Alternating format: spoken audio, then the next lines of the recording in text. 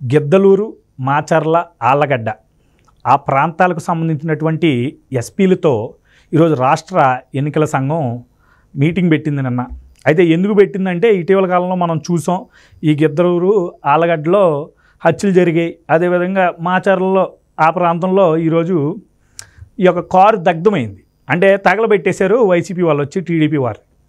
అయితే ఇక్కడ వివాదంగా మారుతున్న అంశం ఏంటంటే ఈరోజు ఆ ప్రాంత ఎస్పీగా ఉన్నటువంటి వ్యక్తి ఈరోజు బయటకు వచ్చి, అంటే అక్కడ కూడా ఒకటే మాట, ఇది ఒక ఏంటది రెండు వర్గాల పోరులాగా ఒకరికొకరు దాడి చేసుకున్నట్టుగా ఆయన చెప్పే ప్రయత్నం చేస్తున్నాడు.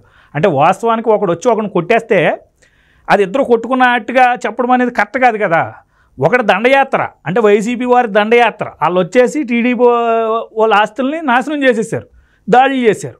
కానీ దాన్ని మాత్రం అలా కాదు, అది అక్కడ అలా జరగలేదండి, ఎల్లో వాళ్ళు కొట్టుకున్నారు అని ఆ యొక్క ఇంటెన్సిటీని తగ్గించే విధంగా, వైసీపీకి ఫేవర్ చేసే విధంగా ఈరోజు ఎస్పీ, అక్కడ ఉన్నటువంటి ఎస్పీ ఇప్పటికే చాలా వివాదాల్లో ఆయన నలిగిపోయాడు.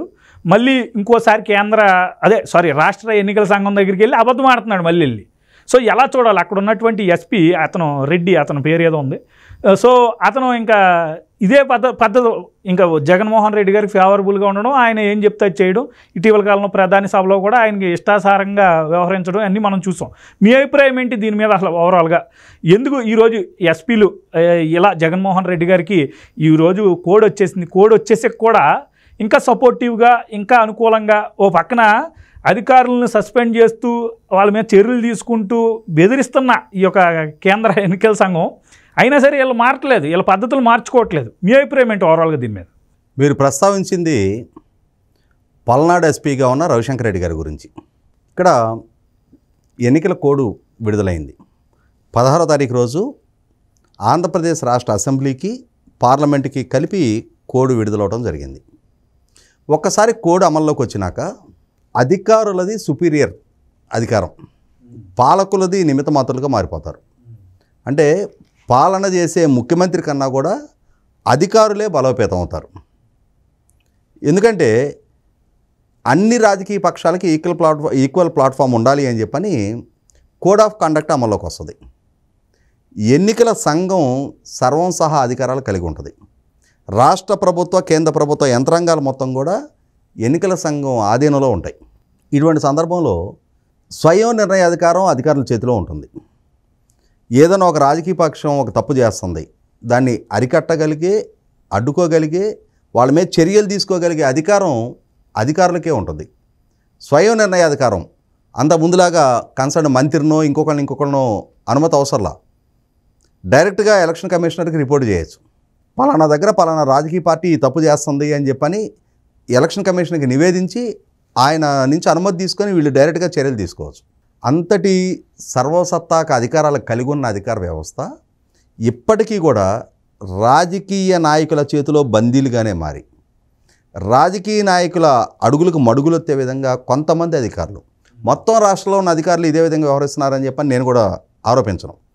కొంతమంది అధికారులు మాత్రం more loyal to the king than the Kingdom, ప్రస్తుతం రాజ్యానికే విధేయతగా ఉండాలి, కానీ రాజుకి విధేయత ప్రదర్శిస్తున్నారు. ఇప్పుడు రాజు నిమిత్త మాత్రుడు. యాక్చువల్గా కోడ్ ఆఫ్ కండక్ట్ అమల్లోకి వచ్చేసింది. అయినా సరే ఆ రాజభక్తి, ఆ గురుభక్తి, స్వామి భక్తి ఏమని అనుకోదాన్ని ఎందుకు అంతగా అతి ప్రదర్శిస్తున్నారు? మీరు ఆల్ ఇండియా సర్వీస్ అధికారులు, ప్రభుత్వ ఉద్యోగులు, ప్రభుత్వానికి బాధ్యులు, పార్టీలకు కాదు బాధ్యులు. కానీ పార్టీ లాయల్టీలు ఎక్కువైపోయినాయి అధికారులకి, కొంతమంది అధికారులకి. అందులో ఈ రవిశంకర్ రెడ్డి గారు ఒకళ్ళు. ఆయన ఎక్కడా దాచుకోరు, బాహాటంగానే ప్రదర్శిస్తూ ఉంటారు లాయల్టీని. ఆయన మీరు ప్రస్తావించినట్టుగానే ఆళ్లగడ్డలో ఒక తెలుగుదేశం కార్యకర్త హత్య జరిగింది, మైనారిటీకి సంబంధించిన యువకుడు హత్య జరిగింది. గిద్దలూరులో మునియ్య అని చెప్పని ఒక గిరిజనుడు, లంబాడీకి సంబంధించిన యువకుడు హత్య జరిగింది. తర్వాత మాచర్లలో సురేష్ అని చెప్పని ఒక ఆయన ప్రజాగళం సభకి వెళ్ళి వచ్చాడు అని చెప్పని, ఆ కారుకి తెలుగుదేశం జెండా కట్టుంది అని చెప్పని రాత్రిపూట ఆ కారుని తగలబెట్టేశారు. అంటే ఇక్కడ ఏంటి పరిస్థితి? ముగ్గురు తెలుగుదేశానికి సంబంధించిన వాళ్ళే బాధితులు. ఇద్దరు హత్యలకు గురయ్యారు, ఒకరి ఆస్తి విధ్వంసానికి పాల్పడ్డారు. 3 బాధితులు తెలుగుదేశం పార్టీ వాళ్ళు ఉన్నారు. నేరానికి పాల్పడింది ఎవరు? 3 చోట్ల వైసీపీకి శ్రేణులే నేరాలకు పాల్పడ్డారు. మరి కోడ్ ఆఫ్ కాండక్ట్ అమల్లోకి వచ్చింది. ఒకటి ప్రకాశం జిల్లా, ఒకటి రాయలసీమకు సంబంధించిన నంద్యాల జిల్లా, ఒకటి మోస్ట్ సెన్సిటివ్ సున్నితమైన ప్రాంతమైన పల్నాడు ప్రాంతానికి. కాబట్టి ఆ జిల్లా ఎస్పీని స్టేట్ ఎలక్షన్ కమిషనర్ గారు పిలిచి వివరణ అడగడం జరిగింది. మీకు ముందుగానే హెచ్చరించాం కదా, శాంతి భద్రతల పరంగా కట్టుదిట్టమైన చర్యలు తీసుకోండి, సంఘటనలు జరగకముందే అరికట్టగలిగే విధమైన ముందస్తు జాగ్రత్తలు తీసుకోండి అని చెప్పని మీకు చెప్పాం కదా. మీరెందుకు తగు జాగ్రత్తలు తీసుకోలేదు? ఎందుకు ఈ హత్యలు జరుగుతూ ఉన్నాయి? ఎందుకు ఈ ఆస్తుల విధ్వంసం జరుగుతూ ఉంది? ఇప్పుడు ఈ ఆస్తుల విధ్వంసం జరిగింది, దానికి ప్రతిగా వీళ్ళు కూడా స్పందిస్తే అక్కడ శాంతి భద్రతల సమస్యగా మారటానికి ఆస్కారం ఉంది కదా అని చెప్పని వివరణ అడిగితే ఈ పల్నాడు ఎస్పీ గారు అది వర్గాల మధ్య ఘర్షణపూర్వకంగా జరిగిన సంఘటన అని చెప్పని చెప్తున్నారు. ఘర్షణలో భాగంగా జరిగిన సంఘటన, రాజకీయపరమైన దాడి కాదు అని చెప్పని చిత్రీకరించే ప్రయత్నం చేస్తున్నారు. అంటే ఏంటంటే ఇరుపక్షాలని వైపు నుంచి అటువంటి రెచ్చగొట్టే చర్యలకు పాల్పడుతున్న వల్ల జరుగుతున్న సంఘటనగా చిత్రీకరించే ప్రయత్నం చేస్తున్నారు. ఇక్కడ ఒకసారి గుర్తు చేసుకుందాం మనం. ఇదే ఎస్పీ గారు వివరణ ఇవ్వాలి. గతంలో మున్సిపల్ ఎలక్షన్స్ సందర్భంగా అక్కడ తెలుగుదేశం పార్టీ అభ్యర్థుల నామినేషన్ కూడా వేయనివ్వటం లేదు అని చెప్పని ఆనాడు ఎమ్మెల్సీగా ఉన్న బుద్ధా వెంకన్న గారు, ఎక్స్ఎమ్మెల్యేగా ఉన్న బోండవమ్మ గారు మాచర్లకి పార్టీ పరిశీలకులుగా వెళ్ళటం జరిగింది. మనందరం టీవీలో చూసి విస్తుపోయాం. అక్కడ కిషోర్ అనే ఒక అతను ఇంత సర్వీ బాదు తీసుకొని వాళ్ళ కారు విండోస్ని కూడా బద్దలు కొట్టి ఆ లోపలికి ఇట్లా పొడుస్తున్నాడు. ఒకవేళ అది అదృష్టవశాత్తు వాళ్ళు తప్పుకున్నారు, కానీ అది తగిలుంటే తల బద్దలైపోయేది. బుద్ధా వెంకన్న గారితో బోండవమ్మ గారితో ఎవరో ఒకళ్ళది. వాళ్ళు కారును దూకించుకొని దాటి వెళ్ళిపోయారు. వైసీపీ అధిష్టానం ఆహా మనాడు ఎంత వీరత్వం ప్రదర్శించాడని చెప్పని అతన్ని తీసుకెళ్లి మున్సిపల్ చైర్మన్ చేశారు. నాకు గుర్తున్న వరకు త్వరగా కిషోర్ అతని పేరు. ఇంతటి బలశాలి, ఇంతటి వీరత్వం ప్రదర్శించాడు మనాడు అని చెప్పని మున్సిపల్ చైర్మన్ చేశారు. అతనికి నజరానా ఇచ్చారనమాట. ఆ తర్వాత జోలకంటి బ్రహ్మారెడ్డి గారిని తెలుగుదేశం పార్టీ ఇన్ఛార్జిగా ప్రకటించిన తర్వాత అసలు ఆ మాచర్ల నియోజకవర్గంలో ఎన్ని అరాచకాలు జరిగినాయి? స్థానిక సంస్థల ఎన్నికల సందర్భంగా ఎంత దౌర్జన్యాలకి దాడులకు పాల్పడ్డారు, ఎన్ని బలవంత ఏకగ్రీవాలకు పాల్పడ్డారు. ఆత్మకూరు అనే గ్రామంలో అక్కడ స్థానికంగా ఉన్న తెలుగుదేశం శ్రేణుల్ని తరిమి కొడితే, వాళ్ళు గ్రామాలు వదిలిపెట్టి పారిపోతే, చంద్రబాబు నాయుడు గారు అక్కడ పర్యటించడానికి వెళ్ళడానికి సిద్ధపడితే పోలీసులు ఆయన గేట్లకు తాళ్లు కట్టేసి ఆయన ఇంట్లో నుంచి బయటికి రానికుండా బంధించేశారు. అంటే అక్కడ పారిపోతున్న గ్రామస్తులకు భరోసా నింపాల్సిన పోలీసులు ప్రతిపక్ష నాయకుడిని మాత్రం ఇంట్లో నుంచి బయటికి రాకుండా కట్టడి చేశారు.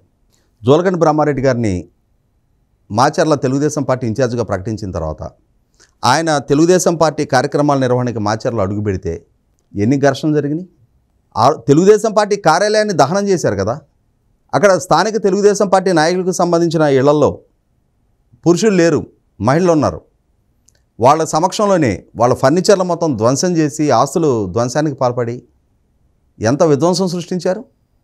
దాన్ని వర్గాల మధ్య ఘర్షణగా భావిద్దామా? ఒక వర్గం రెండో వర్గం మీద ఏకపక్ష దాడి చేస్తుంది. అధికారాన్ని అడ్డు పెట్టుకొని మందబలంతో ఏకపక్ష దాడికి పాల్పడుతూ ఉన్నారు. స్వేచ్ఛాయుత వాతావరణంలో రాజకీయ కార్యకలాపాలు నిర్వహించుకోలేని స్థితిలో ప్రతిపక్ష పార్టీలు ఉండిపోయినాయి. అక్కడ ప్రతిపక్షం నుంచి పోటీ చేయబోతున్న అభ్యర్థి సామాన్యుడు ఆయన. జోలకంటి బ్రహ్మారెడ్డి గారి తండ్రి ఆ మాచర్ల నుంచి ఎమ్మెల్యేగా చేస్తున్నారు. ఆయన తల్లి అక్కడ ఎమ్మెల్యేగా పనిచేస్తుంది. ఈయన పోటీకి సిద్ధపడతా ఉన్నాడు. అంతటి సుదీర్ఘ నేపథ్యం ఉన్న నాయకుడిని ఆ ప్రాంతంలోనే మనుగడ కొనసాగనివ్వకుండా దాడులు దౌర్జన్యానికి పాల్పడుతుంటే, అదే నియోజకవర్గ పరిధిలో హత్యలు జరిగినాయి, దాడులు దౌర్జన్యాలు జరుగుతూ ఉన్నాయి, ఆస్తుల విధ్వంసానికి పాల్పడుతూ ఉన్నారు. అటువంటి దాన్ని వర్గాల మధ్య ఘర్షణ అని చెప్పని ఇరు వర్గాలు పోటాపోటీగా ఘర్షణ పడుతున్నట్టుగా ఎట్లా చిత్రీకరిస్తారు? ఒక వర్గం ఏకపక్షంగా రెండో వర్గాన్ని అణిచివేస్తుంది, వాళ్ళ ప్రజాస్వామిక హక్కుల్ని కాలరాస్తుంది, వాళ్ళ భావ ప్రకటన స్వేచ్ఛని అణిచివేస్తున్నారు. దాన్ని రెండు వర్గాల మధ్య ఘర్షణగా దాని ఇష్యూని డైల్యూట్ ఎట్లా చేస్తారు?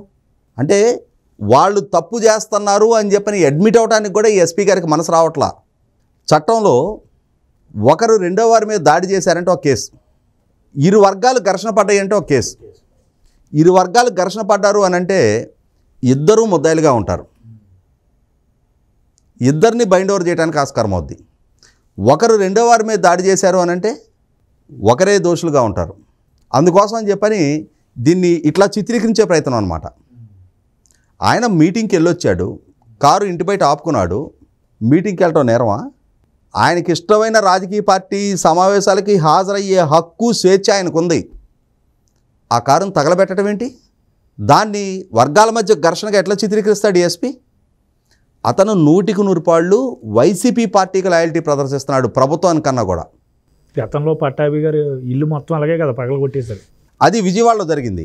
ఈ పల్నాడు ప్రాంతం ఈ ఎస్పీ మొదటి నుంచి ఇదే వివాదాస్పద వ్యవహార శైలి.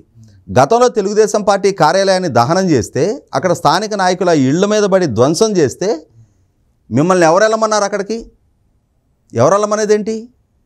ఒక రాజకీయ పార్టీ, ఆ పార్టీ తరపున పోటీ చేయబోతున్న అభ్యర్థి తన రాజకీయ కార్యకలాపాలు నిర్వహించుకోవడానికి ఎవరు అనుమతి తీసుకోవాలి? ఎవరు వెళ్ళమన్నారేంటి? అంటే అదేమన్నా బోర్డర్ దాటి పాకిస్తానా? సిగ్గుపడద్దు అటువంటి వ్యాఖ్యలు చేయడానికి. అరే నేను ఎస్పీగా ఉన్న జిల్లాలో ఎవరైనా సరే ప్రశాంత వాతావరణంలో వాళ్ళ రాజకీయ కార్యకలాపాలు నిర్వహించుకోవచ్చు అని చెప్పని సగర్వంగా చెప్పుకోవాల్సిన ఎస్పీ అదేదో బోర్డర్ దాటి పాకిస్తాన్ అయినట్టు అక్కడికి ఎవరిని అనుమతి, అంటే పాస్పోర్ట్ వీసా కావాలా అక్కడికి వెళ్ళడానికి? లేదు మీ రక్షణ కావాలా?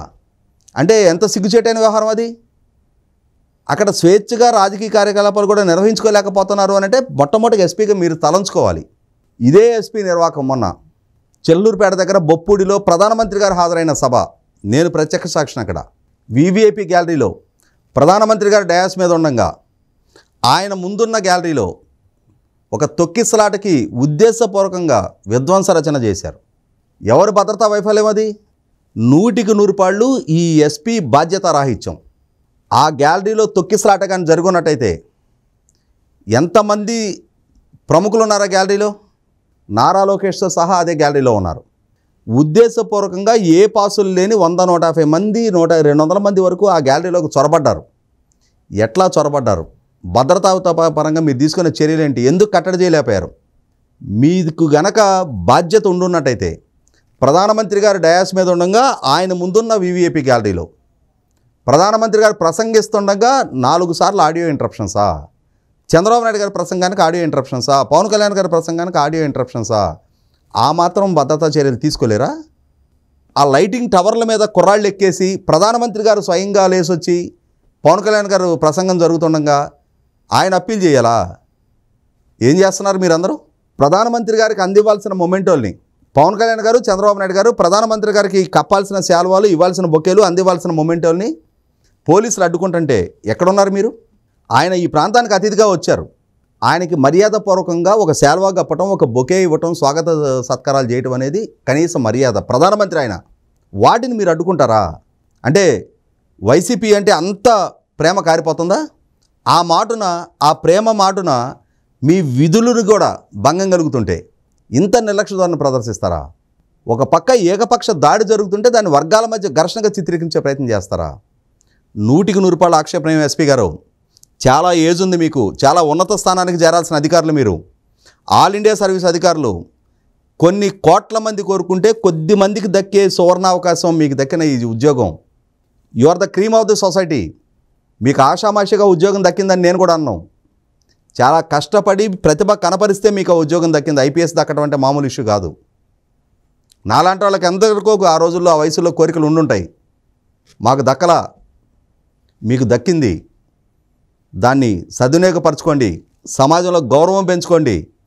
కాదు నేను ఇదే రాజకీయ అఫిలియేషన్స్ తోటే ఉంటా, ఇదే విధంగా జగన్మోహన్ రెడ్డి గారి ఆదేశాలు, ఆయన అధికారమే శాశ్వతంగా ఉండాలని కోరుకుంటా నేను అని అంటే ఖచ్చితంగా దాని కాన్సిక్వెన్సెస్ కూడా మీరే హ్యాండిల్ చేయాలి. ఎల్లకాలం జగన్మోహన్ రెడ్డి గారు సెలేసుకొని ఆ పదవిలో కూర్చోడు.